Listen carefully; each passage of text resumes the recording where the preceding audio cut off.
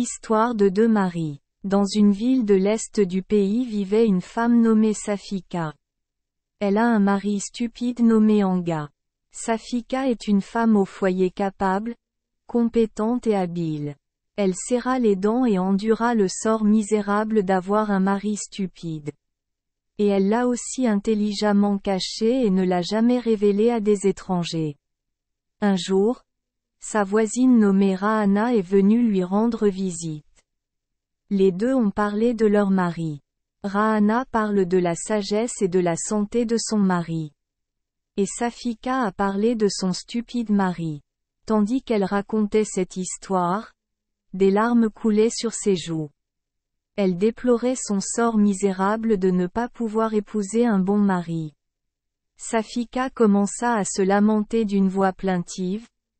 « Ô mon cher voisin, que puis-je dire et que dirai-je ? Dieu Tout-Puissant. Dieu m'a puni.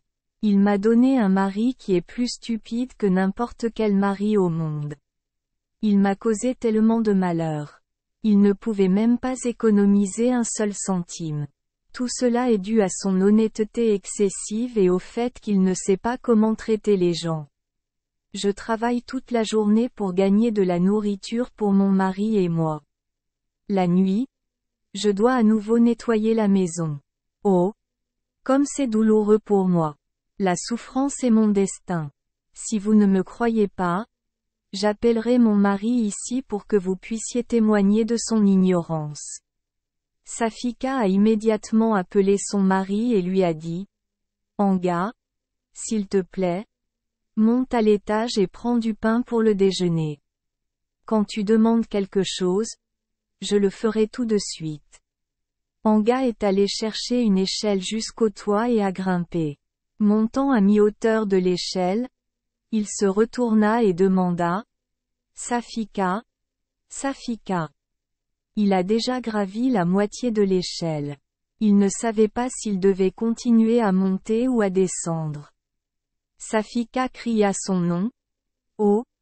Alassin! C'est tellement stupide. Si vous n'avez rien en main, c'est que vous n'avez pas encore reçu le pain. Il faut continuer à grimper. Si vous avez du pain dans la main, cela signifie que vous l'avez déjà pris et que vous devez alors descendre. » Anga regarda sa main. Il n'y avait rien. Suivant les conseils de sa femme, il monta sur le toit pour chercher du pain puis redescendit. À mi-chemin, il s'écria encore, « Safika, Safika. » Il était de nouveau au milieu de l'échelle. Il ne savait pas s'il devait descendre ou monter. Safika lui donna encore quelques conseils. Il regarda dans sa main et vit du pain. Il est descendu. Safika se tourna vers sa voisine. « Tu penses que mon mari est stupide ? J'en pleure jour et nuit.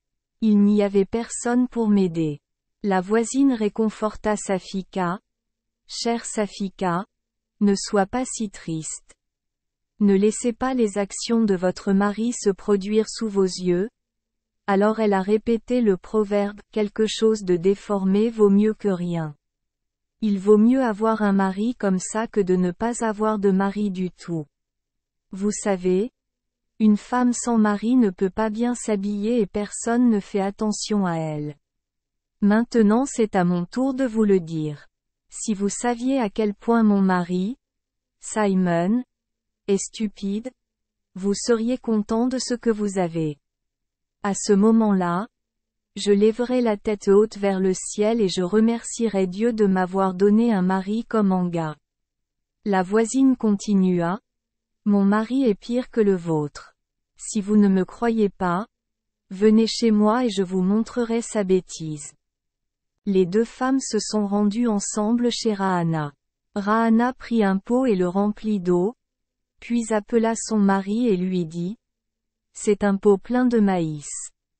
Apportez-le chez le meunier, réduisez-le en farine, puis rapportez-le ici immédiatement. Safika attendra ici jusqu'à votre retour. » Simon porta la cruche d'eau jusqu'à la maison du meunier et dit, « Ma femme m'a dit que nous avions un invité qui nous attendait à la maison. Alors s'il vous plaît, Moudez ce maïs pour moi.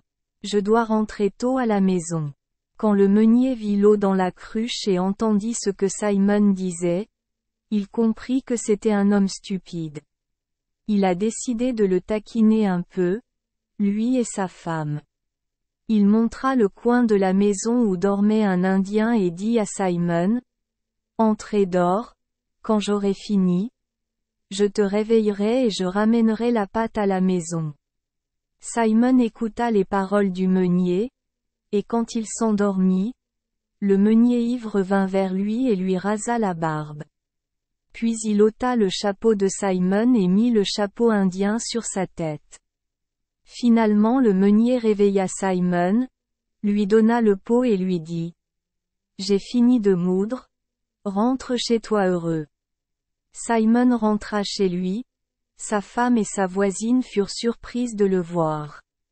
Sa femme s'écria, « Qui es-tu? D'où venez-vous? Je suis le mari d'une des 2 filles mais je ne me souviens plus laquelle. » Rahana répondit, « Nous ne vous connaissons pas. » Puis elle lui a donné un miroir.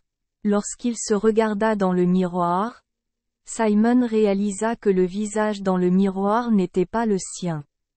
Il n'a jamais porté de coiffe indienne et il a toujours eu une barbe. Il lui frappa la tête et injuria le meunier. Espèce de fils de pute de meunier. Il a réveillé l'Indien et lui a donné de la poudre pendant qu'il me laissait dormir là. J'irai le voir immédiatement pour lui demander pourquoi il m'a réveillé. Parce que si j'étais là, je dormirais jusqu'à minuit. S'il vous plaît, Dieu me pardonne. Safika se tourna vers Rahana et dit, « Tu as raison, Rahana. Je suis toujours plus heureux que toi. Dieu vous aide. » Merci les enfants des Esperluette Croisillon 39. Avoir écouté des contes de fées au jour Esperluette Croisillon 39. 8. Espérons que les histoires apporteront aux enfants des moments heureux et significatifs. Si vous aimez notre chaîne, veuillez appuyer sur le bouton S Esperluette Croisillon 39. Abonner, pour ne manquer aucune histoire intéressante. Je vous souhaite une bonne nuit de sommeil et de beaux rêves. Rendez-vous dans la prochaine histoire.